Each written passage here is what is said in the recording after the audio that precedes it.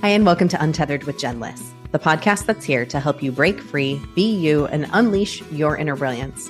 I'm your host, Jen, and in this episode, we're going to talk about how to stop arguing for your limitations. Let's dive in.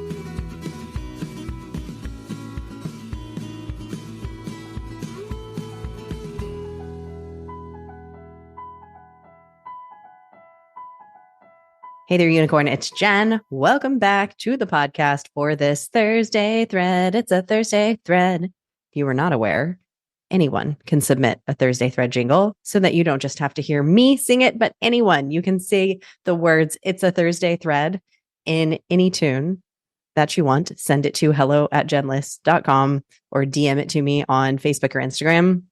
I'll record it. I'll pull the recording and we will add it to an episode. I love when people submit their Thursday thread jingles. You're so welcome to do that. This is a Thursday thread pulling a little string from Nicoa Cornelius's podcast on Tuesday. Oh my goodness. So many good things. First of all, she's the most fun. She is the most fun on social media. I so recommend that anybody go and follow her on Instagram. You can get her link in the show notes. She's just always doing such fun things, just living the life that she really wants to live. So recommend that you go check her out. But one of the big things, and really when I asked her, what is the biggest thing that you see people struggling with? And now she works for the most part with executives. She works with CEOs. She works with people who are already such high achievers and still stuck in their own shit. Which I hope is relieving to people. Like, even at that level, you still get stuck in your own crap. Like, we all do. The things that we're all struggling with are so similar. But she said the number one thing is people arguing for your limitations. And that might seem really wild, right? Like, why would I argue for the things that are stopping me? What does that even mean to be arguing for your limitations? Like, of course, no, I don't want the limitations. I don't want them to be there. And yet we still are, because those limitations are there because we're expressing beliefs about them in some way in our bodies, in our actual beliefs and our thoughts. We are expressing these limitations and therefore reinforcing them all the time. So arguing for your limitations involves really expressing those beliefs or even excuses that justify all of the reasons why you can't achieve something or overcome some kind of particular challenge. So you have a limitation. There's something that is there, and that's what we focus on. And the more you focus on something, the more it grows. Where you place your attention, it grows. And that is an actual fact. You can actually do this exercise if you would like to have this experience with me. If you take a nice, big, deep breath in and exhale, closing down your eyes, and begin. If you're not driving or moving, you can also do this. You can do this while you are moving. If you're walking, press your thumb and your index finger together really hard, like really press them together. Now move to your middle finger, pressing the thumb on the middle finger, really pressing on the ring finger, the pinky finger. And now work your way back, really pressing thumb to finger, working your way back to that index finger. And when you've completed that, open your hands and place your awareness on your fingertips. Now place your awareness on your index finger of your left hand. What do you notice and what do you feel? As you place your awareness on that index finger, maybe you notice that you're feeling that sensation, maybe a little pulsing, maybe a little zing, feeling it a little bit more. Seeing if you can, with your awareness, move to other fingers, feeling how when you place your awareness on that sensation, you can feel it more with your awareness there. When you're ready, take another deep inhale, exhale, maybe shake out your hands, come back here, you open up your eyes. This is an example of how, where we place our attention, it grows. Like the actual physical sensations grew. And maybe you noticed one thing I noticed for myself. I was trying to focus on my left finger, but actually my attention was being drawn over to the thumb. Like subconsciously, I wanted to focus on the thumb. So then I moved it over to the thumb and I was like, oh, it was really, really pulsating. The more I put my focus there, the more I could really feel it. So this is an actual thing that the human brain does. As we focus on something, we notice it more, we sense it more, we feel it more. So if you're focusing on your limitations, the more you say, I hate this job, I have to get out of this job, you actually start to argue for the fact that you like hate the job. And your body's like, oh, she hates this. Oh, let's focus on this. Let's focus on it more and more and more. The hatred of the job, which is never your door out of the job. Hating the job is not the door out. I know that that's what the brain wants to say is true, but it's a liar. And that is not the way out of the job. So we're just going to be very clear about that. I've talked about that in multiple other podcast episodes, that joy is your strategy on your way out. So we'll talk a little bit more about that.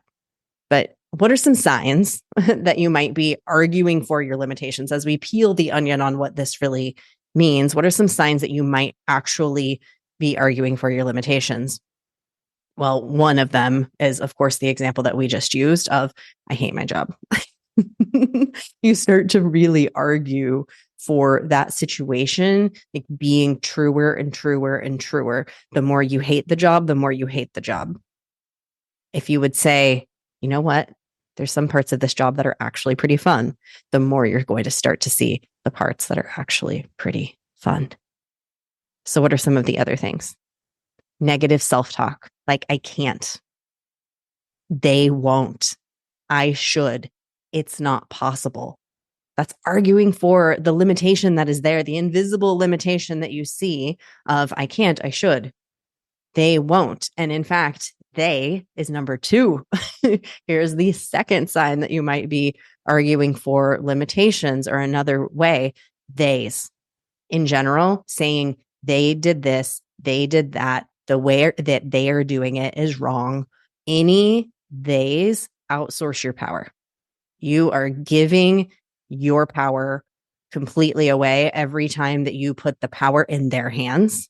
Every time that you put the responsibility in their hands, every time you put the problem being created in their hands, you're outsourcing it. That's part of the responsibility that Nicoa talked about Mitzi Campbell talked about in her episode a couple of weeks ago, talking about that ownership, that responsibility, taking your power back.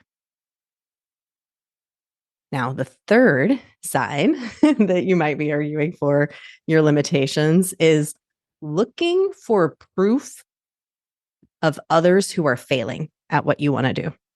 Ooh, this is juicy. This is sticky. I myself fall into this trap all the time and have to catch myself here. Are you looking for proof that other people are failing? Arguing for limitation.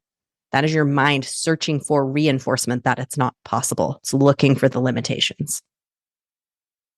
The next one, number 4, not spending any time dreaming. This is the opposite of number 4. When you are looking for proof that others are failing and not spending any time dreaming, you're looking for the failure and you're not thinking about the opportunity.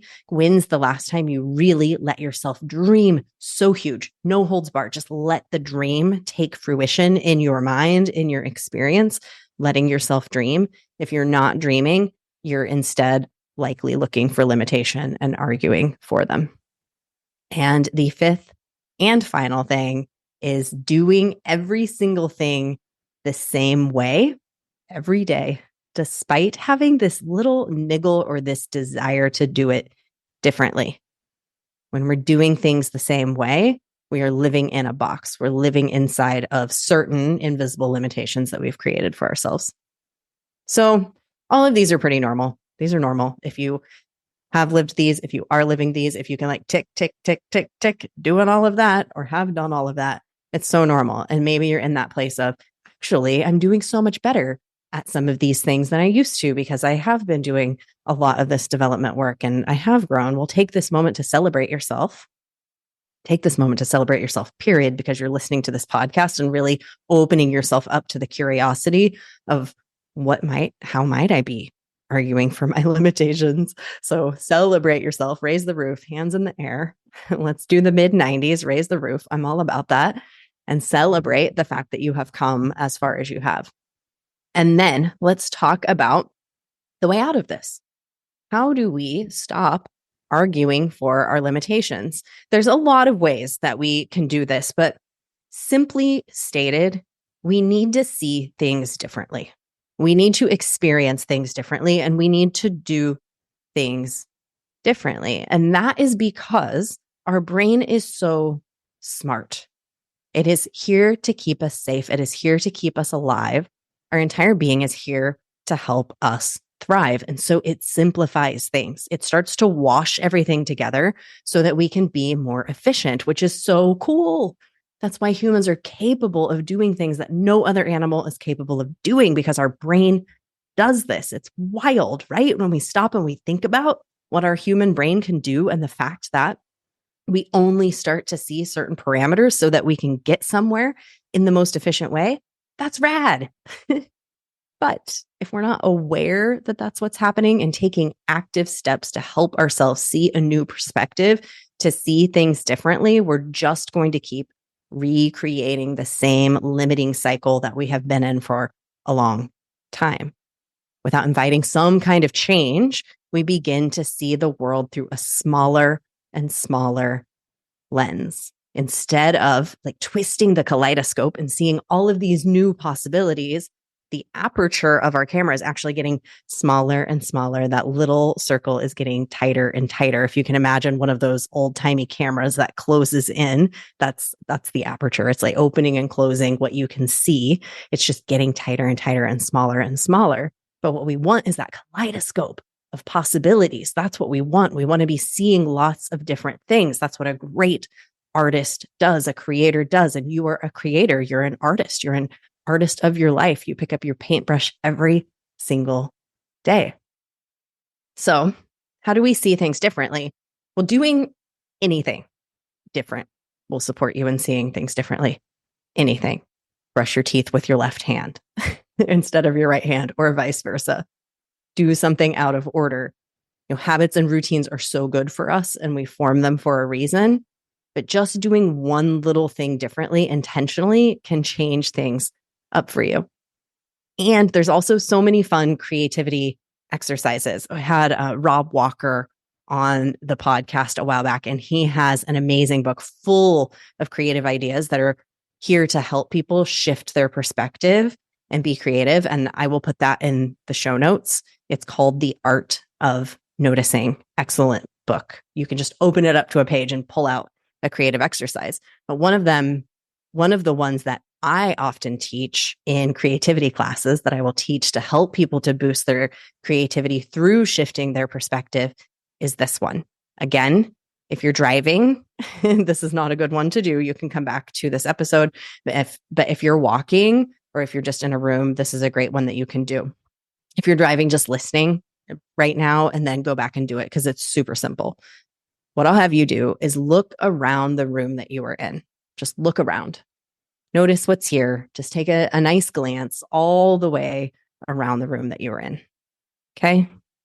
Take a couple moments to look around. What do you see? What's in here? Now close your eyes. Take another one of those big, deep breaths, filling up your belly. Breathe that air in through your nose and out through the mouth.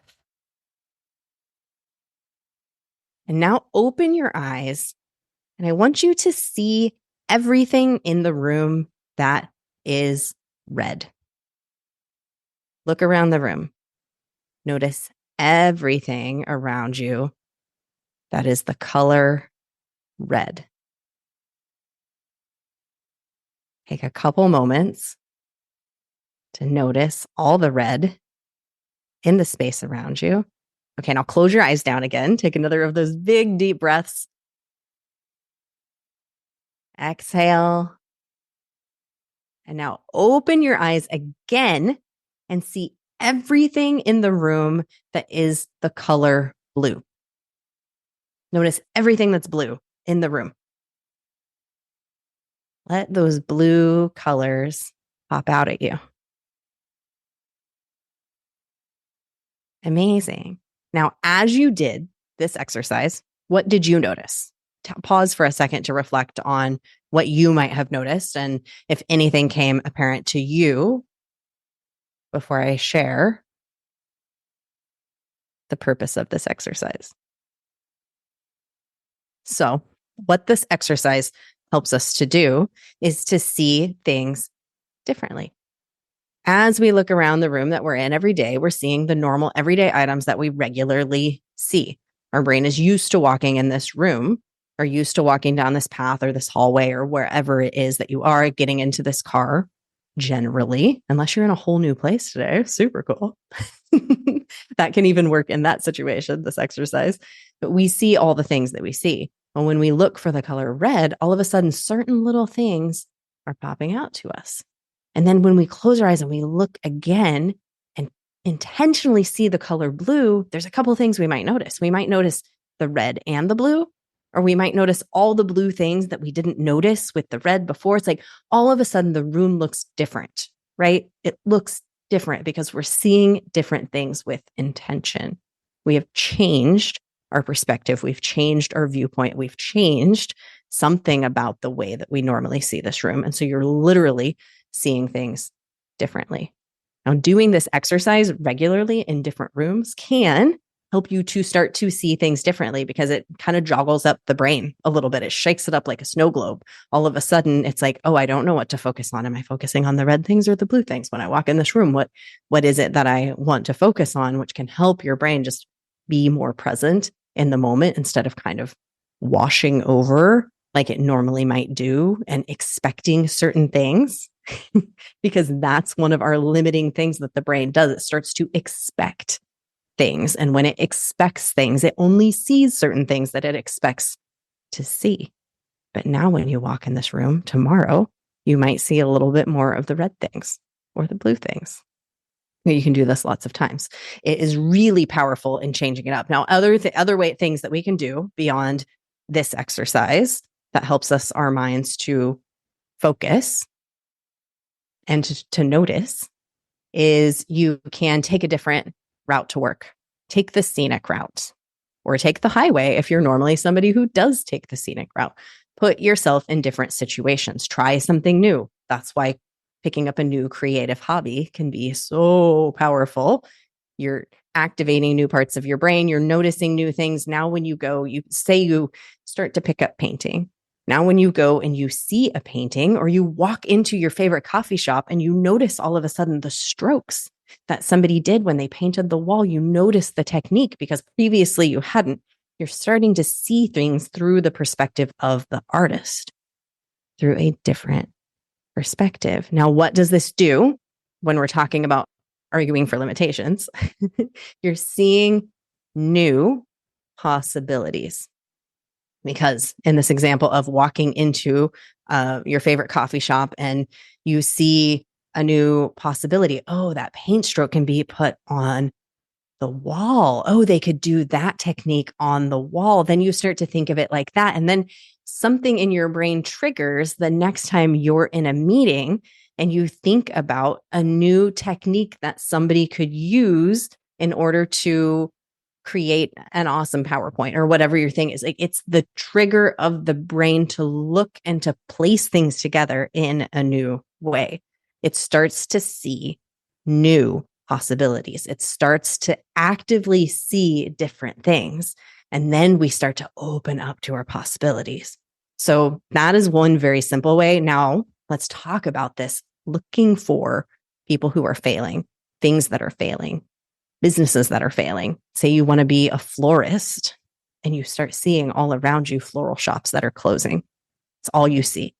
You're looking and you're seeing it in your city. You're seeing all of the ones that are failing. Well, have you looked around at the floral shops, the floral businesses that are succeeding? How much are you seeing the ones that are succeeding? How much are you putting that focus on the red or the blue, the success, not the failure? We're so used to in this world looking for failure. We look for failure. We look for problems. We are so trained to look for problems. Please, we do not need to exercise the problem muscle anymore. It's so good. You're so good at finding problems. It's the possibility muscle that we get to exercise, the dream muscle that we get to exercise. If all you're seeing are all of the failures and the reasons that you can't have the dreams, and you're spending no time thinking about the dream. You know, I say all of this because I know it and I understand it and I am it. Every human has this at every level. And that's what Nicoa is saying. Even people who like we in our society deem as the most successful CEOs, they still struggle with shaking up the snow globe and seeing things through a different perspective. So this episode today is an invitation for you to see things through a different perspective. So go out and try it. Try these exercises. Give yourself that little breath ahead of time too. That breath, you know, I'm a breath worker, and our breath is very powerful in shifting our perspective as well, our actual internal perspective. Your nervous system, it shifts and it changes when you take that breath. So before you do this little exercise, take the moment. It takes but a moment. You're breathing anyway. To take that breath, that nice deep inhale, filling up the belly, lowering that diaphragm down into your belly and letting it go, feeling that release of the air fall out of you. And then look at the room around you differently and watch how this slowly, maybe even quickly, starts to help you see the possibility instead of arguing for your limitations. Thank you so much for listening to this episode. It was so fun to record and to talk about this with you. If you enjoyed this episode, something about it really kind of made you think, I encourage you to share it with a friend who might also need to see things through a different perspective, a different lens, might need to shake up that snow globe a little bit. You can always take a screenshot of the episode, post it on social media, tag me. I'm UntetheredJen on Instagram. If I see that tag, I will always 100% re-share it and tag you. Thank you again for listening. You just keep shining your magical unicorn light out there for all to see. I'll see you next time. Bye.